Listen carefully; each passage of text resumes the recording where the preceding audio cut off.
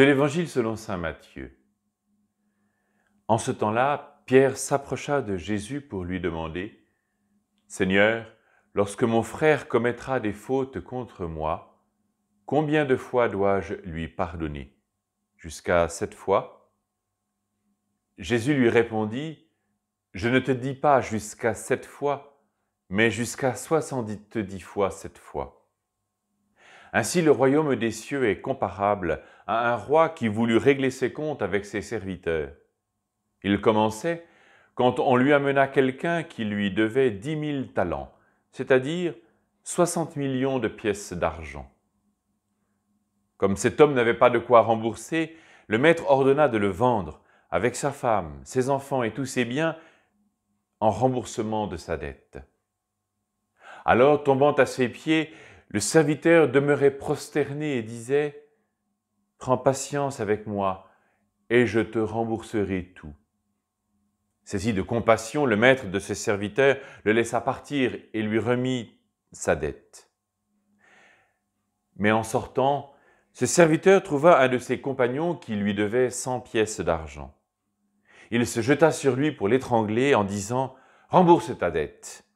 Alors, tombant à ses pieds, son compagnon le suppliait « Prends patience envers moi et je te rembourserai. » Mais l'autre refusa et le fit jeter en prison jusqu'à ce qu'il ait remboursé tout ce qu'il devait.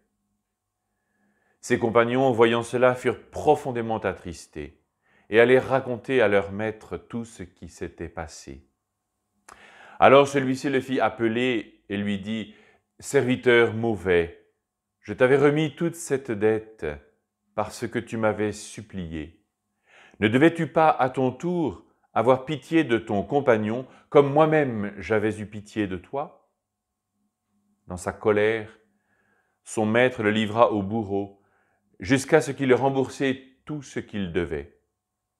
C'est ainsi que mon Père du ciel vous traitera si chacun de vous ne pardonne pas à son frère du fond du cœur.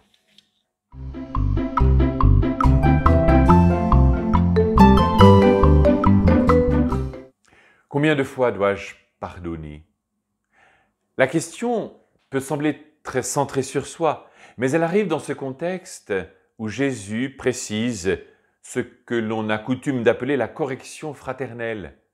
Si ton frère a un péché contre toi, parle-lui seul à seul. Mais si cela ne porte pas de fruit, alors prends avec toi un témoin, ou sinon l'assemblée de l'Église. Car ce que désire le Seigneur, c'est qu'aucun ne soit perdu, nous dit Jésus. Et dans ce contexte, saint Pierre prolonge la question, mais alors, moi, combien de fois dois-je pardonner lorsque mon frère commet des fautes contre moi? C'est une vraie question qui nous concerne tous. Et nous savons qu'il est parfois très difficile de pardonner, non pas seulement 7 fois, mais déjà une seule. La réponse de Jésus nous semble inaccessible. 70 fois, 7 fois. Autant dire que c'est impossible. En tout cas, dit Jésus, si pour les hommes c'est impossible, pour Dieu, tout est possible. Pour prolonger, Jésus nous propose une parabole dans la série « Le royaume de Dieu est comparable à ». Bien sûr, il n'est pas question de comparer terme à terme les personnages. L'histoire n'a aucune prétention de réalité historique. Elle vise à nous faire réfléchir, à frapper nos esprits sur notre propre relation à Dieu et avec les autres, et réciproquement. Nous y voyons que si Dieu nous pardonne, il nous appartient aussi de pardonner. Et même plus précisément, c'est parce que nous avons conscience d'être pardonnés que nous pouvons nous aussi pardonner. C'est ce qui manque à ce serviteur, qui ne s'est pas rendu compte de la relativité des dettes. Recevoir le pardon de Dieu contribue à forger en nous un cœur bon et aimant. Vis-à-vis de Dieu, notre dette sera toujours immense, car il s'agit du plus grand amour. Il nous a donné la vie, il nous a donné sa vie. En fait, cela n'est même pas mesurable. Enfin, nous voyons bien aussi que le pardon, ce n'est jamais dans un seul sens.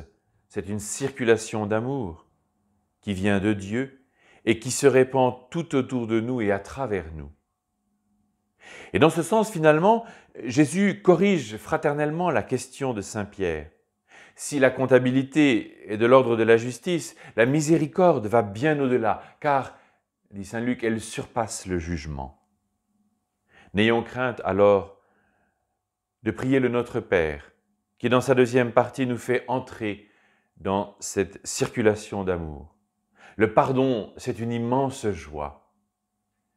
C'est à l'amour que vous aurez les uns pour les autres que l'on reconnaîtra que vous êtes mes disciples. Bonne journée et à demain!